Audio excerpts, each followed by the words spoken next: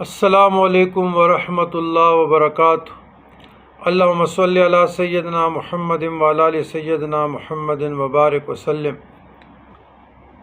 عزیزان گرامی، استغفار۔ ابن مسعود رضی اللہ تعالیٰ عنہ فرماتے ہیں کہ قرآن مجید فرقان حمید میں 2 آیات ایسی ہیں کہ کوئی گناہگار بھی اس کی تلاوت کرنے کے بعد استغفار پڑھے تو اس کا کوئی گناہ ایسا نہیں ہے جیسے بخش نہ دیا جائے۔ وہ آیات یہ ہیں: سورہ عمران 135، سورہ نساء 110۔ بسم اللہ الرحمن الرحیم۔ والذین اذا فعلوا فاحشۃ